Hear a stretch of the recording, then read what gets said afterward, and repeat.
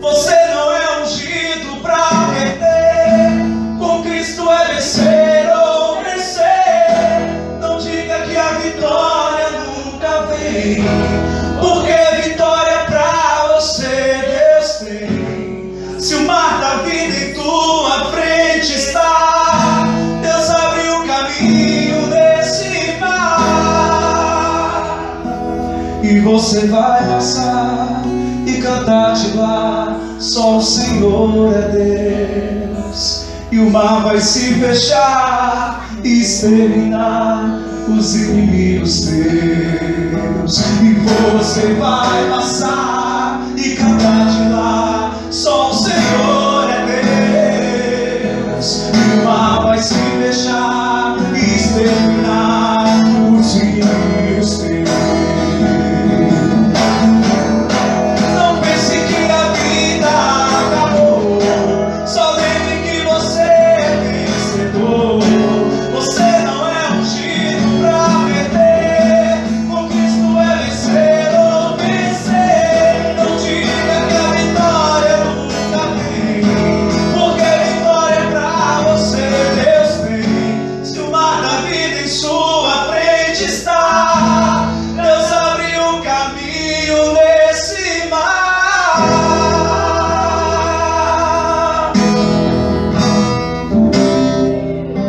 Aleluia!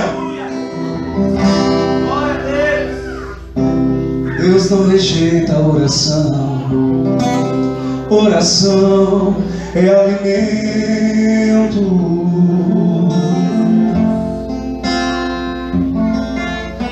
Nunca vi um justo sem resposta ou ficar no sofrimento.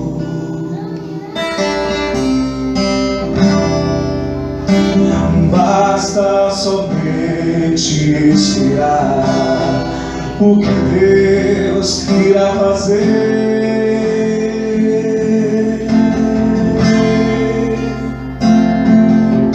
Pois quando Ele estende as suas mãos, é a hora de vencer. Então louve, simplesmente louve. Tá chorando, louve. Precisando, louve. Tá sofrendo, louve. Não importa, louve. Seu louvor invade o céu. Deus vai na frente, abrindo o caminho, quebrando as correntes, tirando os espinhos, ordena os anjos pra contigo lutar. Ele abre as portas pra ninguém mais fechar. Ele trabalha pra o que nele confia, caminha contigo de noite ou de dia. Ele nas suas mãos, sua bênção chegou. Comece a cantar com muito louvor, com muito louvor.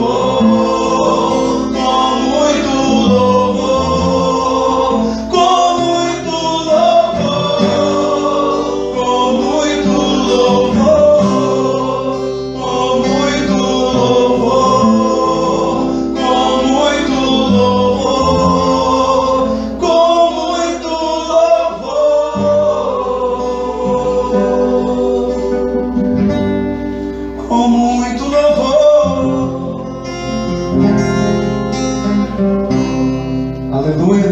Aleluia. Glória a Deus. Pode se sentar.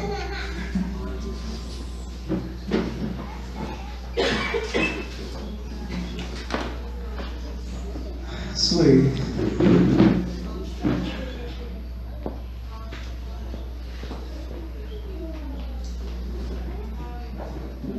Não tem jeito, qualquer coisa que a gente precise,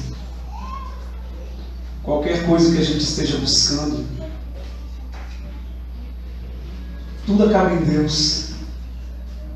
Na verdade, tudo deveria iniciar em Deus, mas na maioria das vezes acaba em Deus. Deus tem nos chamado para um momento assim, onde a gente consiga começar as coisas nele. Porque quando as coisas terminam em Deus, é uma demonstração de que a gente já sofreu demais, tentando buscar respostas, tentando achar caminhos. Então o Senhor tem nos levantado, tem nos chamado para a gente assumir uma responsabilidade espiritual que é nossa, é individual. Por muitos anos nós ficamos vivendo uma responsabilidade espiritual jogada nas costas dos pastores, dos nossos líderes. Então qualquer resposta que a gente queria, a gente saia correndo para ir buscar o pastor, para ir buscar um profeta. Muitos de nós inventavam falar: tem um profeta ali. E a gente saía correndo para ver se Deus falava alguma coisa com a gente através daquele profeta. Porque nós não fomos ensinados a ouvir a voz de Deus, a ouvir a voz do Espírito. Muitas vezes a gente nem acredita que a gente consegue ouvir a voz do Espírito. Por quê? Porque nós somos pessoas que têm debilidades. Nós temos fraquezas. E a gente ainda pensa que Deus é um Deus punidor. Que Deus é um Deus que sente prazer em nos punir. A gente não conseguiu compreender ainda que Deus é Pai. E Ele quer que a gente passe a enxergá-lo como Pai, porque nós somos filhos. E se os pais naturais sabem dar boas dádivas a seus filhos, Deus não saberia nos dar também? Aleluia. Então, o que Deus tem nos chamado é para vir para um lugar onde a gente não dependa da música, onde a gente não dependa de uma peça de teatro, onde a gente não dependa de uma boa pregação do pastor, a gente deixar de fazer algumas coisas por medo, mas não, eu vou deixar de fazer algumas coisas por amor, porque eu entendi esse amor. Então isso faz toda a diferença, quando eu não faço por medo e quando eu não faço por amor. Eu deixo de praticar algumas coisas, eu deixo de cometer pecados por amor a Deus, porque eu entendi o amor de Deus por mim, não porque eu tenho medo dele. Eu não traio a minha esposa porque eu tenho medo que as pessoas descubram. Eu não traio a minha esposa porque eu tenho medo de que meus pastores descubram. Eu não traio a minha esposa porque eu entendi o amor de Deus por mim. Não é nem o amor dela, mas é o amor de Deus por mim. Muitos aqui não se prostituem, não é por medo, mas é porque compreenderam o amor de Deus. Nós viemos aqui nessa noite não para cumprir um rito, não para cumprir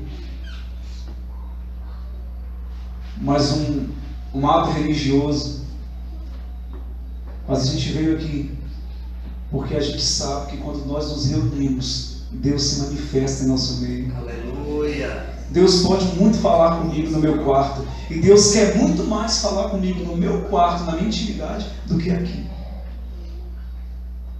Mas Deus também fala aqui, e Deus vai falar aqui nessa noite.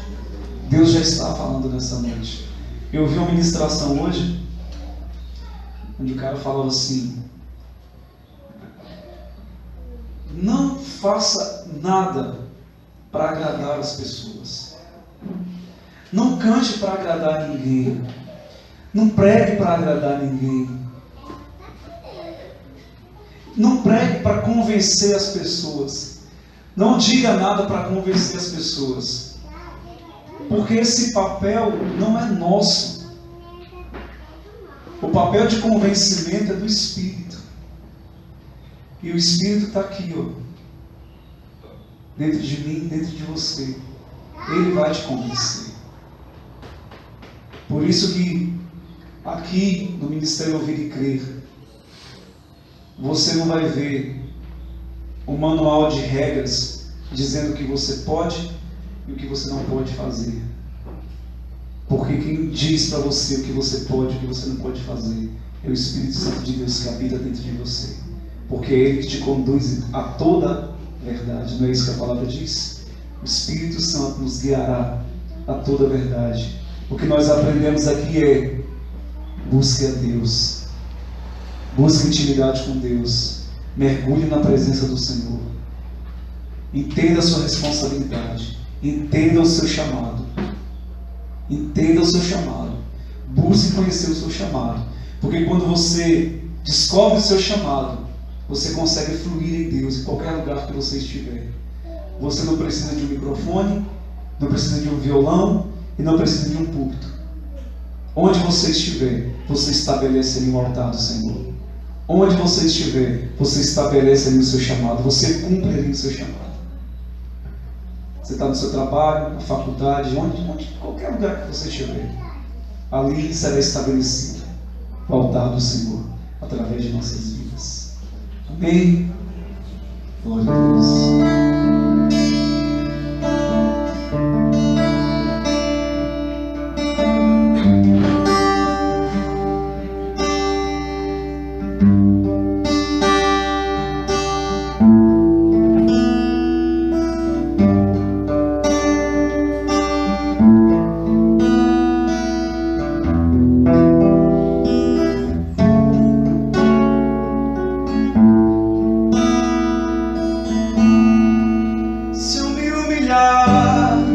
Diante do seu altar e sacrificar aquilo que me custar, tu inclinarás os teus ouvidos ao meu clamor.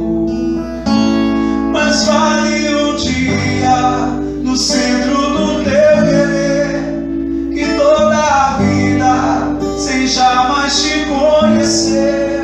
Tu és minha fonte, minha colheita, minha herança.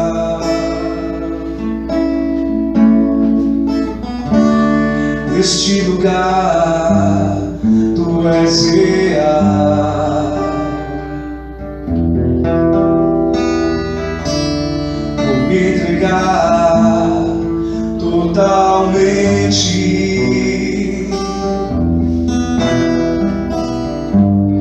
O seu toque abriu os olhos do meu coração.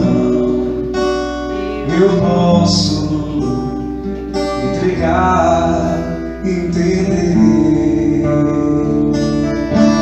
Se eu me humilhar diante do seu altar e sacrificar aquilo que me custar, tu inclinarás os teus ouvidos ao meu clamor.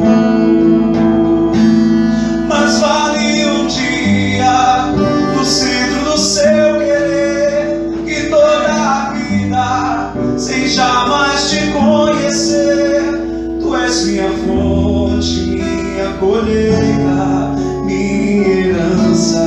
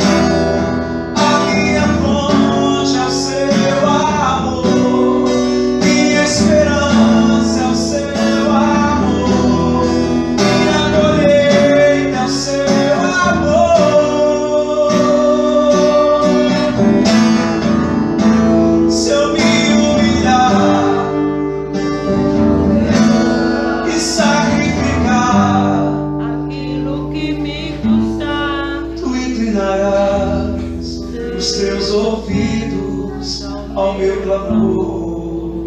Mas vale um dia no centro do seu querer, que toda a vida sem jamais te conhecer. Tu és minha fonte, minha colheita, minha herança.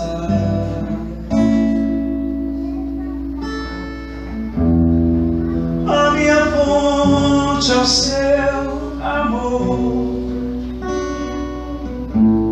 é o seu amor. Minha herança é o seu amor. A minha fonte é o seu amor. Minha herança é o seu amor. Minha colheita é o seu amor.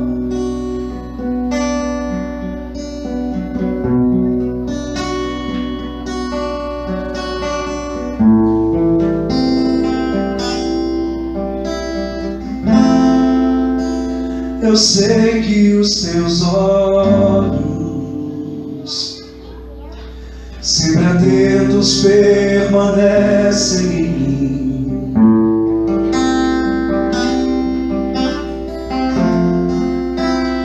E os teus ouvidos estão sensíveis para ouvir meu clamor. Posso até chorar, mas a alegria vem de manhã. És Deus de perto e não de longe, nunca mudastes, tu és fiel.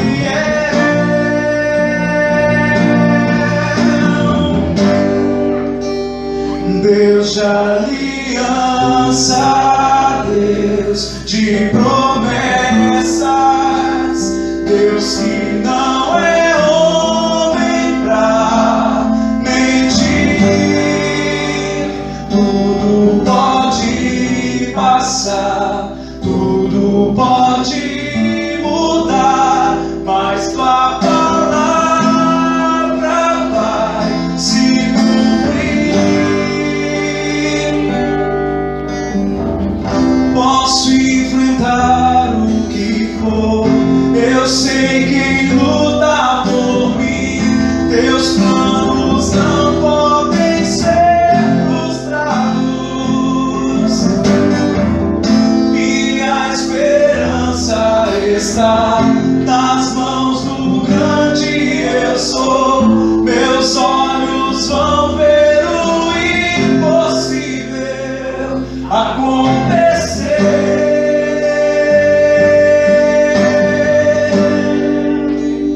Deus de aliança, Deus de promessas, Deus que não é homem pra mentir. Tudo pode passar, tudo pode mudar, mas tua palavra vai se cumprir.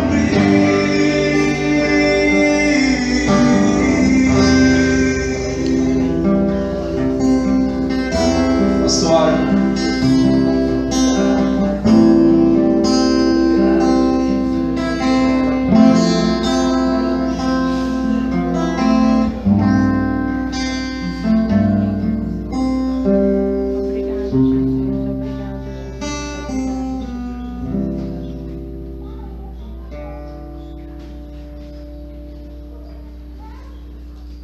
glória a Jesus, glória a Deus, amém. Amém. A paz do Senhor, igreja. A paz do Senhor, igreja. Amém. A segunda sempre é melhor que a primeira. Não à toa o Senhor disse que a glória da segunda casa seria maior do que a da primeira. Tudo isso que o pastor Diego já ministrou nas nossas vidas nessa noite, eu poderia dar um culto por encerrado, porque os louvores eles falaram no nosso coração, o que ele disse também já falou no nosso coração. até mesmo aquilo que o Senhor falou no particular, para cada um de nós, já ministrou nas nossas vidas. E de fato, o Senhor ele já nos tem visitado com o seu Espírito, visitado com a sua presença, visitado com os seus anjos ministradores. A palavra fala que os anjos são ministros do Senhor em favor da igreja. E nós temos, pelos olhos da fé, contemplado o passear destes ministros do Senhor aqui nessa noite. Mas ainda tem algo que o Senhor deseja para as nossas vidas. Como eu costumo dizer, o Senhor sempre tem mais, né? O Senhor sempre tem mais. E o derramar do Espírito Santo nessa noite, e não só nessa noite, mas em qualquer momento sobre as nossas vidas, está diretamente ligado ao quanto nós queremos dele. O Senhor fala na sua palavra que nos últimos dias, e nós cremos que estamos vivendo os últimos dias, nós somos a geração que trará o avivamento, nós somos a geração que trará o posicionamento, o alinhamento, a geração que vai provocar a volta de Jesus. Eu quero crer nisso. Mas o Senhor diz na sua palavra que nos últimos dias, ou seja, nos nossos dias, Ele derramaria do seu Espírito sobre toda a carne. O derramar do Espírito é um compromisso dele, porque ele disse na sua palavra. Mas o receber do Espírito é responsabilidade nossa. E mais ainda, o reter esse Espírito derramado é responsabilidade nossa. Então, se você veio nessa noite querendo receber este Espírito e querendo reter este Espírito, você não vai sair daqui da mesma maneira que você entrou. Não vai ser por causa da minha pregação, vai ser por causa do desejo do seu coração. Porque o Senhor tem procurado os verdadeiros adoradores que o adorem em espírito e em verdade. E o Senhor tem olhado para este lugar, e eu quero crer que Ele tem encontrado muitos adoradores que tenham adorado em espírito e em verdade. Ele tem olhado para este lugar nessa noite e tem visto carnes dispostas a receber daquilo que Ele tem para derramar. Então, se você veio buscar ao Senhor, se você não veio para ouvir um cantor, se você não veio para ouvir um pregador, mas se você veio para ouvir a voz do Senhor, abra os seus ouvidos, porque Ele já está falando desde o começo do culto. Ele está nos visitando, Ele está passeando neste lugar desde o princípio. Amém? Desde o momento que você aplicou o seu coração a vir aqui, desde o momento que você aceitou aquele convite, desde o momento que você se dispôs a se levantar da sua casa e vir a este lugar, o Senhor já começou a ministrar no seu coração. E eu posso dizer isso com propriedade, porque Ele também começou em mim, quando eu decidi vir. Amém? Eu quero convidar a igreja a abrir a palavra do Senhor no livro de 1 Reis, Velho Testamento. 1 Reis, no capítulo 18. Nós vamos ler o versículo 30.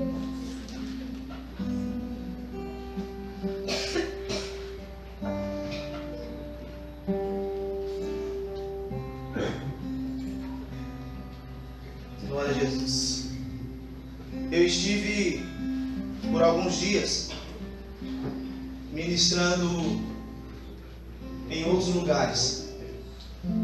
O Senhor nos enviou a outras igrejas para falar do amor do Senhor. E os irmãos que me acompanharam talvez já saibam de cor essa palavra. Porque em todos os lugares que eu fui, o Senhor me trouxe a mesma palavra. E eu confesso aos irmãos que eu tentei mudar hoje. Minha Bíblia está marcada aqui, a lingueta aqui está marcada em outra página. Mas quando a gente chega aqui, os nossos projetos estão submetidos ao Espírito Santo. E eu queria mesmo trazer uma outra palavra. Eu estava pensando em trazer algo sobre o descanso de Deus, algo ali sobre Lázaro, ressurreto. Mas não, o Senhor me trouxe para essa palavra de novo, então me perdoe, meus companheiros de viagem. Amém? Livro de 1 Reis, todos acharam? Amém. Capítulo 18, versículo 30. Assim nos diz a palavra do Senhor. Então Elias convocou todo um povo dizendo: chegai-vos a mim. E todo o povo se aproximou dele. E Elias recompôs o altar do Senhor, que havia sido destruído. Louvado seja o nome do Senhor. Somente até aí. Senhor, aplica a tua palavra nos nossos corações. Pai, que toda a mente esteja cativa à tua palavra nesta hora. Senhor, e que as respostas de oração, meu Deus, que as respostas de clamor sejam sobre esta casa, sejam sobre este povo. Meu Deus, e que de maneira nenhuma o Senhor lance fora um coração contrito e quebrantado na tua presença. Meu Deus, eis-nos aqui. Talvez, Senhor, altares derrubados. Talvez, Senhor, altares arruinados, destruídos. Senhor, mas nós queremos crer que há restauração para este povo. Há restauração da parte do Senhor para esta casa. Há restauração da parte do Senhor para os corações que aqui entraram. Meu Deus, e o clamor que faço no nome de Jesus é que nenhum desses altares, Senhor, deixem de ser restituídos na tua presença. Meu Deus, porque eu tenho entendido, há um povo que tem entendido que há fogo disponível para nós. E nós queremos receber deste fogo. Essa é a nossa oração, esse é o nosso clamor, no nome santo de Jesus. Amém. Igreja amada do Senhor, o versículo 30 ele é muito claro em dizer que Elias, o profeta do Senhor, chega diante do povo e faz um convite, dizendo: chegai-vos a mim. E então o povo se achegou a ele. Logo de imediato, não tem como eu entrar nessa palavra sem fazer um panorama geral, para situar a igreja no contexto da palavra. E nós sabemos que Elias, neste momento, ele estava voltando justamente de um momento em que ele tinha lançado uma palavra sobre o reino de Acabe. E por conta dessa palavra que ele lançou, ele fugiu da presença de Acabe, se escondeu, foi alimentado por corvos, se escondeu junto ao ribeiro de Querite, o ribeiro secou, ele foi à viúva, ali multiplicou a farinha da panela e o azeite da viúva. A gente está nesse contexto da história. Só que chega um momento que Deus fala: volta agora, porque eu vou te usar lá de novo. E a palavra diz que a palavra que o Senhor deu a Elias foi: olha, não choverá sobre Israel. Por conta do casamento de Acabe, rei de Israel, com Jezabel, houve um juízo da parte do Senhor para aquele reino. De maneira que a palavra registra que 3 anos e meio se passaram sem chover sobre o povo de Israel.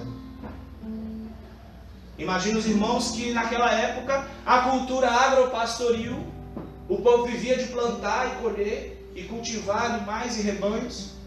Imagina os irmãos o tamanho do prejuízo que essa palavra trouxe para aquele reinado. Então Elias retorna 3 anos e meio depois. 3 anos e meio depois, eu acredito que apenas os mais idosos tenham passado. E algumas crianças tenham nascido. Mas a grande maioria daquele povo tinha ouvido a palavra de Elias 3 anos e meio atrás. E mesmo assim, quando Elias chega, o povo contemplando o cumprir da palavra, o povo se mantém distante de Elias. Sendo necessário Elias convidar o povo: ei, chegai-vos a mim. Vocês estão distantes. Trazendo para os nossos dias a aplicação sobre as nossas vidas. Quantas vezes temos visto palavras e mais palavras proféticas se cumprindo no nosso meio, mas nós não nos atentamos para o momento profético da igreja do Senhor. Muitas vezes as palavras não são aquelas que nós gostaríamos de receber, então rejeitamos o profeta. Rapaz, esse cara voltou, agora ele morre. Esse cara lançou uma palavra de maldição sobre nós. Eu imagino aqui, eu estou fazendo uma conjectura, porque isso não está registrado na palavra, mas eu imagino o povo, os murmurinhos, os burburinhos pelo reino. Agora Acabe mata esse camarada. Trouxe uma palavra de juízo para nós. E às vezes nós, como Israel de Deus, rejeitamos uma palavra dura Queremos apenas ouvir o que nos apraz? Queremos apenas ouvir o que nos agrada? Mas o Senhor tem a verdade para nós. O Senhor não tem apenas o lado bom da história. O Senhor, Ele não é um Deus apenas de amor. Ele é um Deus de amor, mas Ele também é justiça. Ele também é exortação. E quem disse que ser justo e exortar alguém não é amar esse alguém? Qual pai que corrige o filho, castiga o filho, pode ser acusado de falta de amor por esse filho só porque o corrigiu e castigou? Então a gente confunde, acha que a exortação, o puxão de orelha de Deus, se assim podemos dizer, é falta de amor. Quando na verdade é justamente o contrário. Deus está tentando trazer Israel para o eixo. Porque foi justamente esse casamento de Acabe com Jezabel que derrubou o altar ao Senhor. Porque Jezabel era uma mulher idólatra e adorava vários deuses, dentre eles Baal. E o acordo era o seguinte: eu caso com você se eu estabelecer a minha adoração no reino. E Acabe cedeu. Por isso o altar foi derrubado. E os altares a Baal foram levantados. E Elias retorna para reedificar, restaurar o altar ao Senhor. Interessante que o Senhor, Ele traz na palavra os detalhes. O Senhor, Ele foi muito minucioso, Ele foi caprichoso ao relatar a restauração do altar. E o primeiro ponto que Elias aqui ele coloca é que havia necessidade de remontar a estrutura física do altar. E a base do altar eram as pedras. E então Elias chama o povo e diz: olha, chegai-vos a mim e ajuntemos então as pedras. E Elias, a palavra diz que ele pegou 12 pedras e montou o altar. Amado, seria sacrificado um novilho sobre o altar. Portanto, eu entendo que as pedras, por serem apenas 12, não eram pedras pequenas, para que coubesse um bezerro sobre o altar. Eram pedras grandes. Só que eu entendo também que naquela época não havia uma arvoraria. As pedras não eram perfeitas, as pedras não eram polidas, não eram ornamentadas. Certamente tinham quinas, certamente tinham lascas, e certamente não eram uniformes. Há uma restauração para acontecer na igreja do Senhor nessa última hora. E essa restauração, quer você queira ou não, ela vai acontecer com os diferentes de Deus. Receba essa palavra no seu espírito. Essa restauração vai acontecer com os diferentes de Deus. Porque às vezes você olha para o irmão e acha que ele é uma pedra mais redonda, uma pedra mais quinada, uma pedra maior, uma pedra menor. Mas a restauração do altar passa pela união dessas pedras diferentes. E o contexto e a palavra de ordem para nós nessa última hora é unidade. Porque nós temos clamado por um avivamento. E eu não posso deixar de relatar a cruzada evangelística que nós tivemos na nossa cidade há poucos dias atrás. E 15 dias antes da cruzada, os missionários, o pessoal engajado na cruzada, da equipe da cruzada, 2 vieram antes, 15 dias antes, e convocou as igrejas de Eunápolis para poder se juntarem ali no local onde seria o evento, para nós orarmos pelo evento, clamarmos a vontade de Deus sobre essa cidade. E foi interessante ver como que alguns gatos pingados, apenas alguns gatos pingados, se envolveram nisso. Ministérios de grande nome e renome não participaram. Nós tivemos 15 dias de oração naquele lugar. E apenas havia um grande mover ali no primeiro dia, no segundo já não era tanto. A chuva afastou mais um monte. E a unidade não pôde ser vista por Deus nas igrejas, entre as igrejas, corpo de Cristo dessa cidade. E o que me chocou no primeiro dia, que o missionário que veio, em nome da equipe da cruzada, ele chamou alguns irmãos, fez um ciclo, disse: olha, vocês agora fiquem à vontade para orar como quiser. Nós vamos ter alguns instantes aqui de intercessão, cada um pode orar do seu jeito. E naquele momento, irmãos, algumas pessoas se jogaram no chão, outras se ajoelharam, outras até deitaram no asfalto, e cada uma tentando clamar do seu jeito e buscar aquilo que achava de melhor do Senhor. Mas naquele momento eu fui arrebatado no meu espírito, e o Senhor me fez ver aquela cena de fora do círculo, e o Senhor gritava no meu coração: não, não é assim. Não é essa a oração que vocês precisam fazer. Mas Senhor, como? O Senhor está desviado? O Senhor está... O que foi? Decepcionou com alguma igreja? Algum pastor te fez mal? Sei o quê? O Senhor está falando isso? E o Senhor disse: há fogo disponível para vós, mas me falta encontrar um altar restaurado. Aleluia.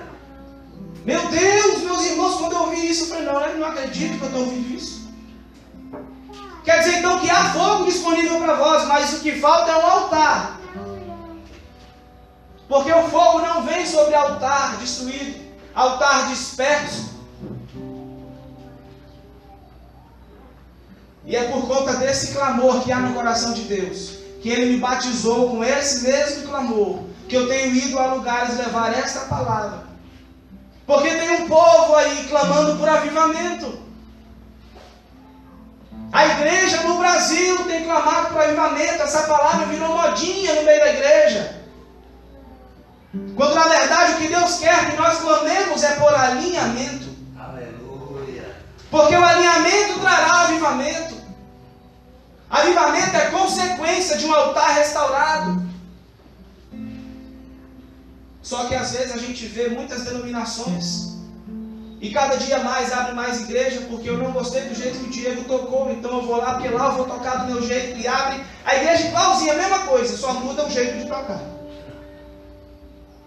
Ah, não gostei porque a igreja é arrumada assim, eu gosto assim, então eu vou abrir a minha igreja para arrumar a igreja do meu jeito. E eu, com essa mentalidade dividida, com essa divisão no meu espírito, eu vou para a minha igreja, tocar do meu jeito e clamar por avivamento. Essa porta só está aberta. E nós só estamos aqui porque nós queremos avivamento. Nós não vamos ser hipócritas de dizer que nós não queremos avivamento. Mas o Senhor tem nos ensinado o caminho perfeito. O Senhor tem nos ensinado o caminho certo para chegar a este avivamento. E ele passa pelo alinhamento. Por isso das 12 pedras. E as pedras grandes, Elias com certeza não ia conseguir pegar aquelas pedras e colocar e montar o altar sozinho. Quem pensa que pode levar uma igreja a um avivamento sozinho, esse alguém está errado. Se você não se importa com a dor do outro, você está mais doente que o outro. Se você acha que evangelho não é caridade, eu tenho uma notícia para você. Evangelho sem caridade também não é evangelho.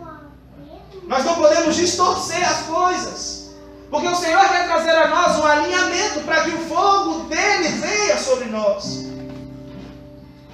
Elias, em momento algum na palavra, ele clamou por fogo. Depois do altar restaurado, ele disse: Senhor, agora mostra que tu és Deus. E Deus responde com fogo. Tem uma pedra do seu lado que é diferente de você, mas é com ela que você vai para o céu. E às vezes é uma pedra no seu sapato. Tira do seu sapato e põe no altar. Ajuda essa pedrinha a chegar lá. E Elias juntou 12 pedras. Mas o altar não estava pronto. Elias então chama o povo de novo, sempre com o povo. Porque a unidade, a palavra de ordem dessa noite e das nossas vidas aqui para frente, se nós queremos avivamento, a palavra para nós deve ser unidade.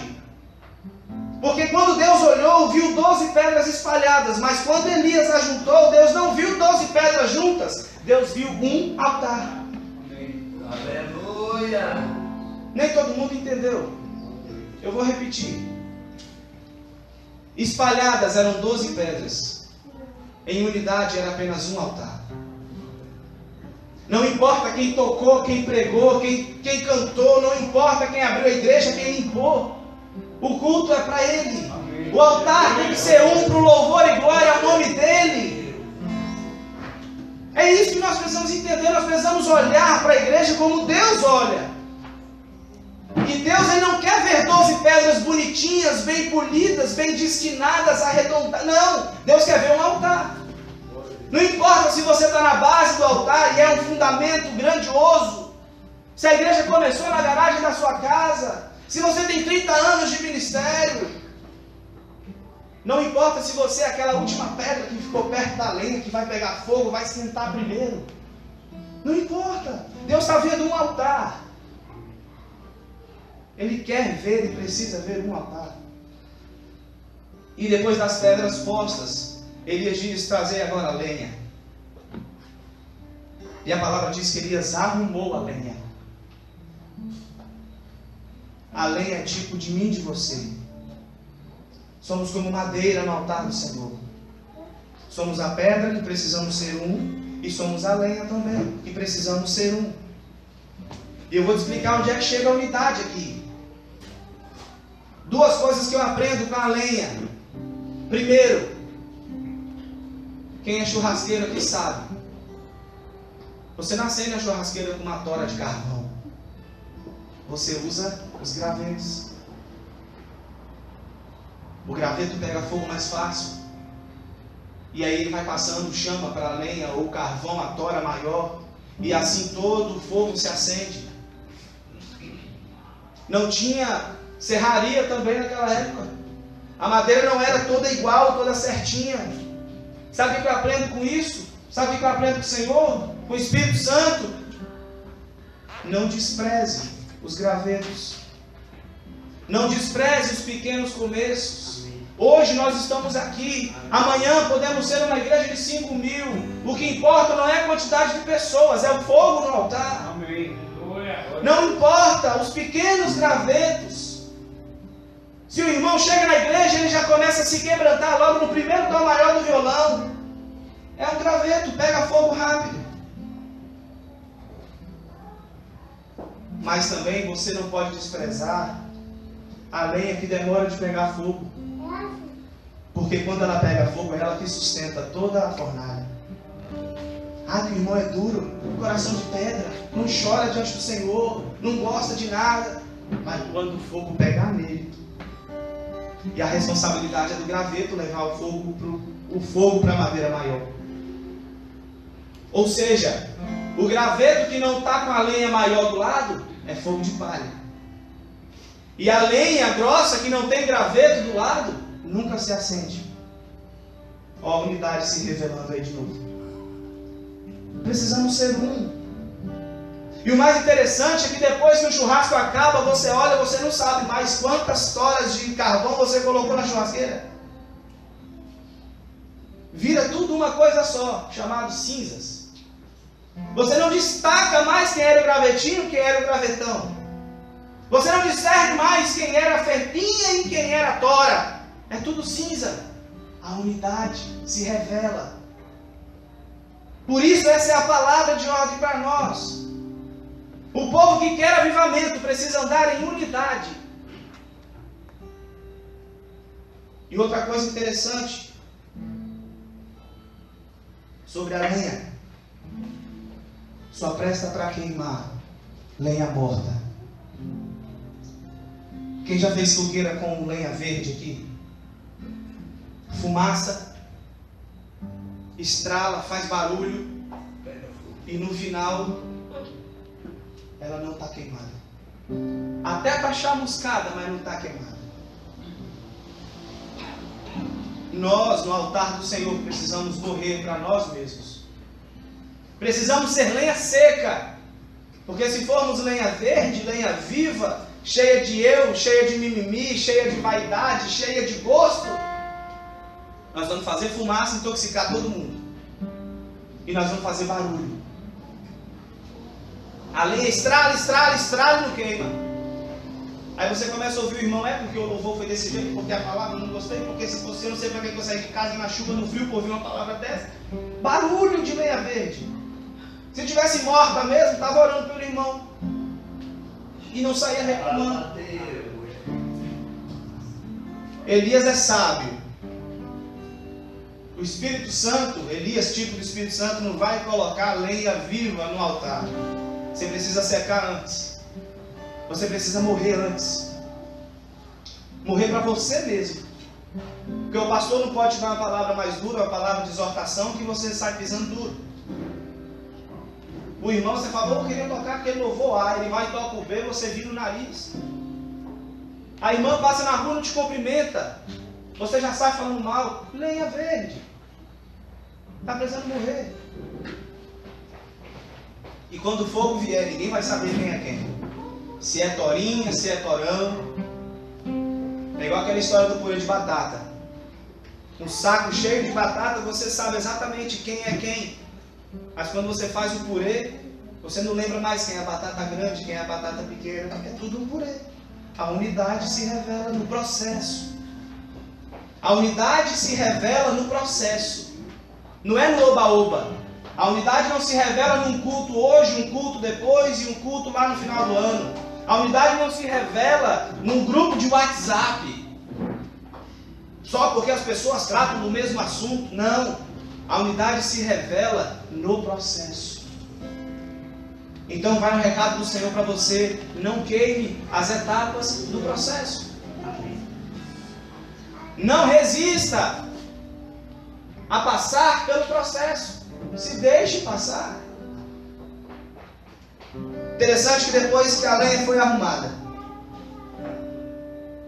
Elias mandou cavar uma valeta em volta do altar. Agora eu quero ver você achar unidade nesse negócio de valeta. Mas o Espírito Santo achou.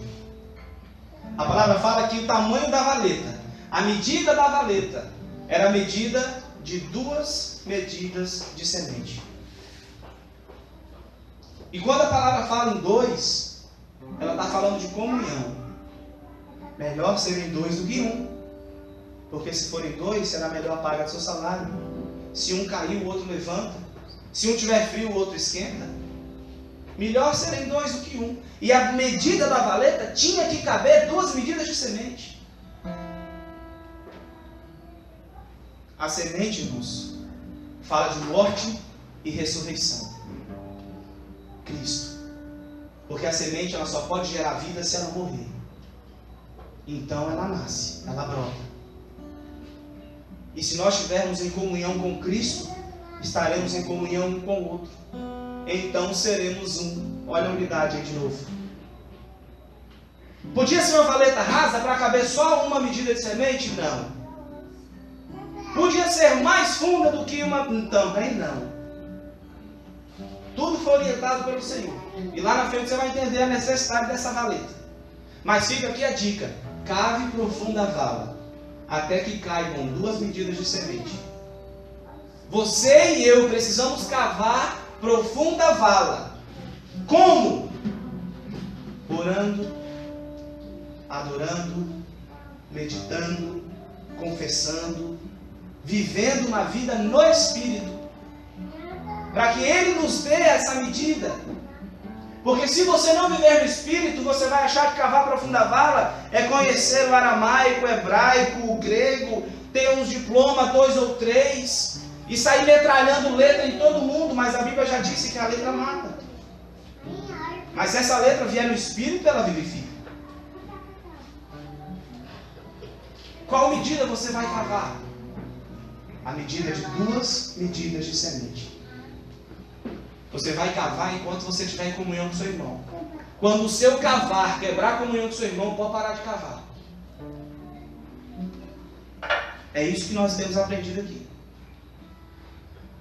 E depois o altar está pronto? Não, ainda falta o novilho. E Elias mandou partir o novilho. Partiu em pedaços, diz a palavra. Mas na hora de colocar sobre o altar, ele montou o novilho. Não ficou jogando pedaço um por cima do outro. Porque Deus não podia olhar lá de cima e ver muitos pedaços. Ele precisava ver um holocausto. A unidade se revela aqui também. Porque se você coloca muitos pedaços, você não sabe o que é, que animal era aquele, a cabeça está onde, cadê? Não. Elias arrumou o novilho, montou o quebra-cabeça de novo. Foi preciso sacrifício, foi preciso repartir, foi, mas depois ele montou sobre o altar. Então Deus olhava lá de cima e via um animal, um sacrifício, a unidade sendo revelada. E o mais interessante é que o povo estava acompanhando tudo isso. E até aí estava todo mundo entendendo o processo, porque aquilo era rotina para Israel. O altar, o sacrifício, o holocausto era rotina na vida de Israel. Deixou de ser ao longo daquele casamento entre Acabe e Jezabel, mas era o padrão. O povo já fazia isso desde a saída do Egito. Na verdade, muito antes, lá com Abel começou, né? Então até aí o povo estava entendendo. Mas chegou a hora que Elias quebrou tudo. Todo o conceito, toda a tradição. Porque Elias mandou jogar 12 bacias de água sobre o altar. Primeiro mandou jogar 4, depois mandou jogar mais 4, depois mandou jogar mais 4. E a palavra diz que a água molhou o novilho, a lenha, as pedras e encheu a valeta. Sabe por que sua valeta não pode ser rasa? Porque senão a água do Espírito que é derramada sobre sua vida, ela transborda a valeta. Porque há uma medida de água para ser derramada. Há uma medida do Espírito para ser derramada. Há uma medida de fé. Há uma medida de milagre. Há uma medida de unção para ser derramada sobre o altar. Há uma medida de amor. Porque a palavra diz que o verdadeiro amor lança fora todo o medo. Há uma medida de amor para ser derramada sobre o altar. Só que se minha valeta é rasa, a água se transborda, se perde. Por isso que a valeta tem que ser funda, o suficiente. Irmãos, já haviam 3 anos e meio sem chover. Imagina a dureza da terra para cavar aquela valeta. Imagina o povo com a mão na cabeça. Elias endoidou, 3 anos e meio sem chover, ele jogou esse tanto de água fora. Onde é que ele achou a água? 12 bacias de água jogadas sobre o altar. Onde é que esse homem achou isso? Nós aqui passando sede, ele jogando água sobre o altar. Irmãos, era o momento mais difícil. Era o momento de maior secura nas nossas vidas. Que nós precisamos entregar o nosso melhor ao Senhor. É no momento de maior dificuldade que nós entregamos aquilo que nós temos de mais precioso. Novilho tinha, lenha tinha, pedra tinha, mas a água não era tão abundante. A palavra diz que o ribeiro de Querite, onde Elias estava se escondendo, também secou. Os irmãos terem a ideia da escassez de água. Mas era um momento de maior dificuldade que a nossa oferta tem mais valor. Porque ofertar na bonança, Jesus disse assim: quem deu mais? Esses homens ou aquela mulher ali? A mulher só tinha dado 2 moedinhas, mas deu tudo que tinha. Às vezes ir para o culto domingo à noite, quando não tem opção na cidade de lazer, não é dar tudo que tem. Eu quero ver vir quando é a final do campeonato e seu time está na final. Eu quero ver vir quando tiver um convite para um casamento, para qualquer outra coisa na sociedade, na socialite. Derramar água é isso, é ir além. Elias foi além, por isso que ele conseguiu o fogo de Deus. Você precisa estar disposto a ir além. A gente falava essa semana, a unção, a glória, a graça, a honra, não está em andar a primeira milha, está em andar a segunda. Não está em dar a capa, mas está em dar a túnica também. Não está em tomar o primeiro tapa, mas é dar o outro lado para tomar o segundo. O que é que nós aprendemos com isso? A graça, a unção, ela é derramada, o fogo ele vem quando você supera a lei e vai além da lei e entra na graça. Porque a lei dizia olho por olho, dente por dente. Então se alguém te der um tapa no rosto, era para você devolver, você tinha todo direito pela lei. Aí vem Jesus na graça e diz não, dá o outro lado. E a honra está aí, em tomar o segundo tapa. A lei dizia, se ele chamar para andar uma milha, você vai duas. Você vai, anda essa milha. Aí vem Jesus e diz, vai duas. A honra está em superar a expectativa. O fogo virá quando essa igreja brasileira, eu digo de uma forma geral, incluindo nós, a honra virá quando nós entendermos que precisamos dar aquilo que é mais valioso. Nós dissemos no começo, a cultura era agropastoril. Jogar 12 bacias d'água fora, entre aspas, sobre o altar é um desperdício. Estava mexendo diretamente no dinheiro no bolso de Acabe. Porque a palavra diz que depois de tudo isso aqui, Elias falou, manda Acabe ir para o palácio, beber e comer. Ele tinha o que beber, ele tinha o que comer, ele tinha água em casa. Mas às vezes a gente quer dar um culto de domingo à noite. A gente quer dar um louvor raso. A gente quer dar o dízimo do que sobra. Mas o fogo virá quando nós formos além. A gente quer avivamento? A igreja no Brasil quer avivamento? Quer fogo? Vá além. Deus disse a Josué, esforça-te. Não bastava fazer força, ele tinha que fazer esforço. Ele precisava ir além da força natural. Por isso Deus disse, esforça-te. E ainda quando tudo parecer difícil, tem bom ânimo. A igreja vai alcançar fogo quando ela for além. O lança-chamas de Deus está apontado para nós. Mas o altar precisa estar restaurado. O altar precisa estar regado do impossível. Derramar água sobre o altar é você superar e contrariar as expectativas normais. Nós precisamos fazer isso como igreja. Porque o povo podia alegar que o fogo caiu porque estava no deserto, 3 anos e meio sem chover, muita secura. Então era natural a lenha pegar fogo por causa do calor. O povo podia alegar qualquer coisa. Mas então vamos fazer o seguinte, molha todo o altar. Porque aí eles não vão ter essa desculpa. Jogar água no altar é calar a boca das mentiras de Satanás. É tirar de Satanás os argumentos. E eu não digo nem de Satanás, mas tirar da nossa alma os argumentos lógicos. Jogar água sobre o altar é trazer a nossa alma cativa à palavra. Jogar água sobre o altar é vir um pastor aqui na frente dizer, ore em línguas. Contrariar sua religião, contrariar sua tradição. Contrariar o que você aprendeu, os conceitos até aqui. E te convidar a mergulhar, mas você não mergulha, você não joga água sobre o altar, porque você não crê.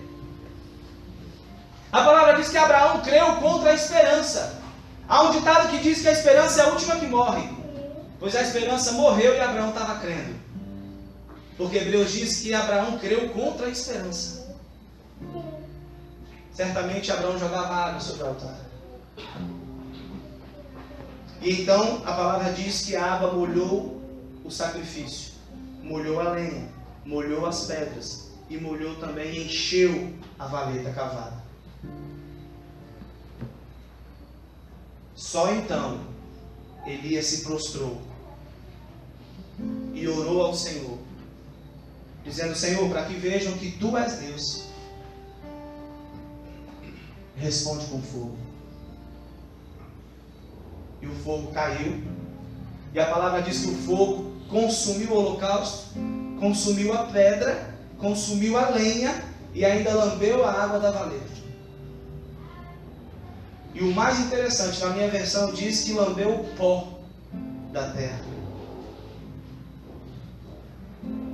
Mas o pó não fazia parte do holocausto, não estava naquelas primeiras etapas ali da montagem. Mas o pó está desde o princípio nesse projeto de Deus. Sabe por quê? Porque eu e você fomos feitos do pó. E o fogo, quando vier, ele virá para mim e para você. O holocausto, o altar restaurado, tinha um objetivo: o fogo consumir o pó. Sabe para que você precisa restaurar o seu altar? Para que o fogo de Deus venha sobre você e te consuma. Porque o pó no original, aqui eu estava criticando o grego, o hebraico, o aramaico, mas eu vou ter que ir lá. O pó no original aqui é a mesma palavra usada lá em Gênesis, quando Deus cria o homem do pó da terra. Você está entendendo a gravidade da coisa? Onde é que Deus te colocou? Eu e você. O objetivo de Deus era queimar o pó, mas precisava do holocausto. Os olhos do Senhor estão sobre você. A atenção do Senhor, o amor do Senhor, o projeto de salvação de Deus é para você. Só que às vezes a gente fica preso numa religiosidade que não aceita quebrar conceitos. Uma religiosidade preconceituosa e preconceituada. E não admite que o fogo venha e consuma o pó, que somos nós.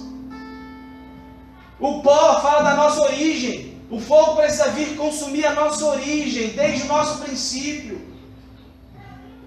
Quantos de nós aqui tivemos origem em uma gestação não desejada? Quantos de nós tivemos origem em um casamento desfeito?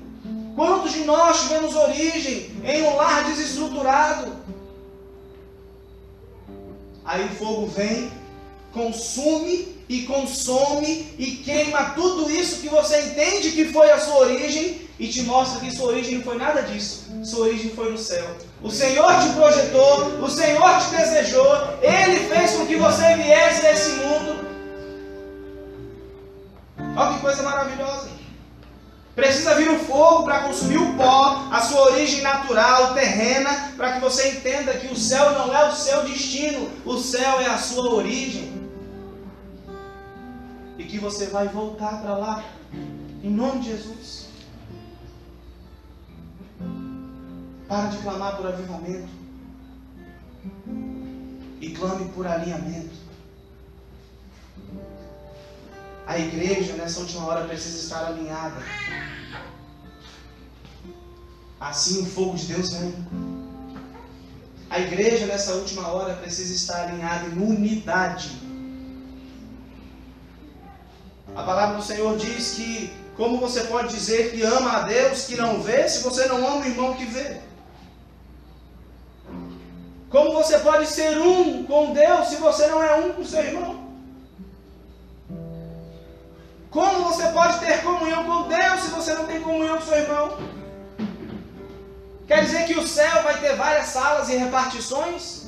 Então essa denominação fica aqui, essa placa de igreja fica aqui, essa aqui que tem essa prática fica aqui? Eu quero finalizar essa palavra dizendo que o céu vai ser surpresa para muita gente. Aleluia. O cara que inaugurou o paraíso foi um ladrão.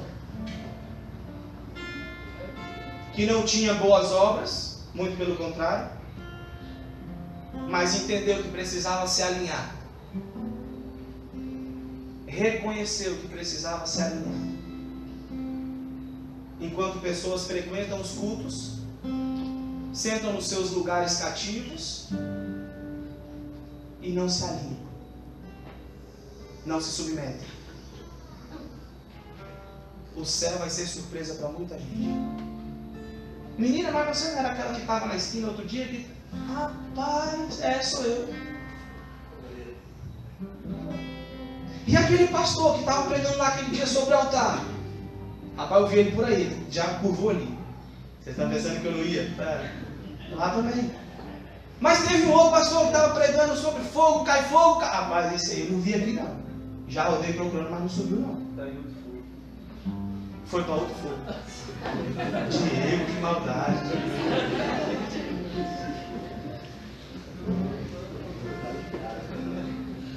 Nós precisamos entender que há uma escolha. Elias podia ter óbvio. O povo podia ter feito aliança com Acabe e ficado quieto. Haviam outras opções. Mas Elias fez a escolha certa. E você? Qual a escolha você vai fazer nessa noite? Eu não estou chamando você para fazer parte da igreja Ouvir e Crer. Pelo amor de Deus, está gravado. Se você disser que eu falei isso, é mentira. Eu não estou chamando você para fazer parte do meu ministério, para fazer parte da minha igreja. Isso é bobagem. Eu não quero ser pescador de aquário. Tem um monte de visitante aqui com cara de crente. Eu não sei porque você não foi na sua igreja hoje e resolveu vir aqui. Eu não sei. Talvez para você ouvir essa palavra e levar lá para o seu pastor e para a sua igreja. Para que a sua igreja também se alinhe. Porque se toda vez que você ouvir uma palavra legal, que te chacoalha, que te confronta, você ficar nessa igreja, você vai ficar pulando de galho em galho. Porque Deus está falando em vários lugares, não é só que não. Amém. Essa palavra é de alerta para que você entenda o momento que a igreja de Cristo está vivendo. E Elias ora assim ao Deus de Abraão, de Isaac e de Israel. Por que ele não orou ao Deus de Jacó? Porque ele queria dizer para Deus: eu sei que o Senhor pega os improváveis, eu sei que o Senhor pega os indesejados, eu sei que o Senhor pega os homens enganadores, eu sei que o Senhor pega aqueles que traíram, eu sei que o Senhor pega aqueles infiéis, luta com eles e dá uma nova chance. Eis aqui a igreja dos indesejados, dos improváveis, dos infiéis, dos enganadores. Somos nós. Elias orou ao Deus de Israel, porque Israel foi o nome que Deus deu a Jacó depois da luta com o anjo. Então Elias estava dizendo: Senhor, eu sei que o Senhor faz o impossível. Quem era Jacó antes e quem foi Jacó depois de ter o seu nome mudado? Agora, a luta com o anjo e a mudança de identidade só foi possível porque a palavra diz que Jacó atravessou família, empregados, gado, todos os bens e voltou para a margem de cá do Val de Jaboque. E então ele lutou com o anjo. Tem gente que quer ser Israel, mas não quer abrir mão de nada. Tem gente que quer ter sua vida mudada, mas não quer abrir mão de nada. Tem gente que quer ter uma nova identidade, quer lutar com Deus e prevalecer, porque o Senhor disse assim: eu vou te fazer Israel, porque com o príncipe lutaste e venceste. Vocês acham que Deus pode ser vencido por alguém? Não. Mas Deus amou tanto aquele homem que fez de conta que perdeu. E por que Deus fez de conta? Porque Deus se agradou de toda a renúncia que Jacó fez. O que você está disposto a renunciar para pôr no altar? O que você está disposto a renunciar para ter uma nova vida? Para parar de ter essa vida de crente social, de crente domingueiro, para parar de ter essa vida de crente superficial, que não se alinha, que não se adequa, não se encaixa em sistema nenhum, em programa nenhum. Nada para você está bom. O que falta você abrir mão?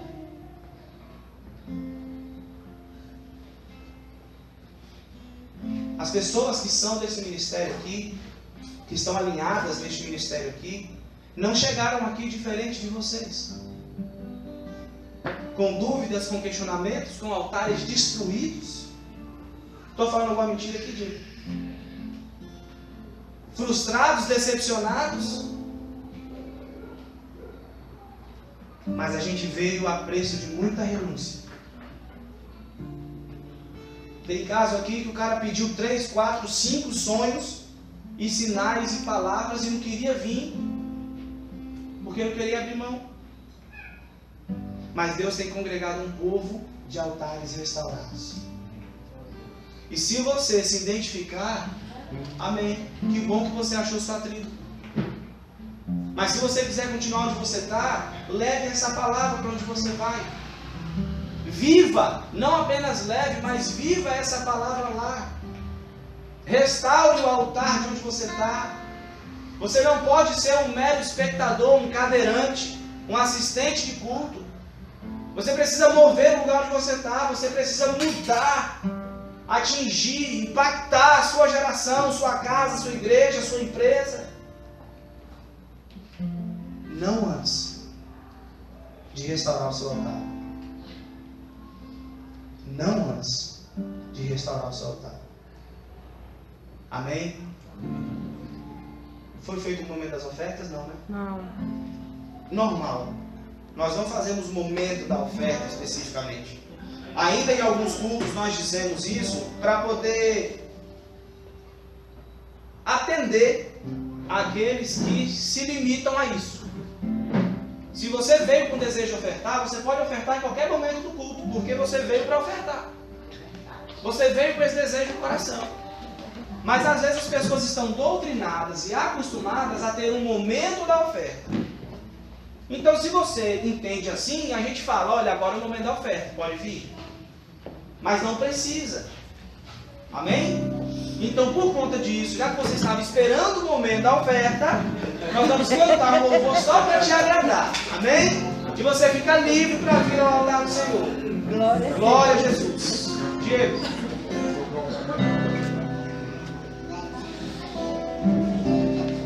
Venha não por constrangimento, mas venha com entendimento, venha com alegria. Você não está comprando um terreno no céu a prestação, por isso você vem todo mês e coloca o dízimo, por isso você vem todo culto e põe oferta. Você não está pagando terreno no céu, você não está comprando salvação. A palavra diz que quem vem ofertar, venha com alegria. Amém? Aleluia. Glória a Jesus. Glória a Deus.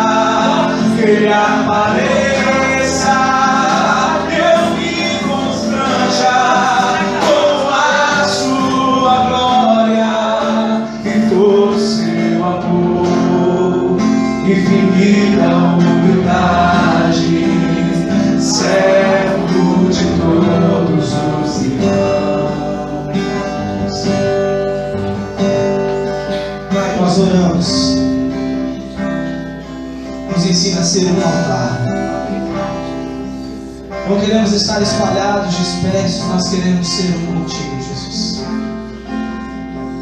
Pai, faz de nós cinzas. Não queremos mais ser o graveto ou ser o tronco, nós queremos ser cinzas.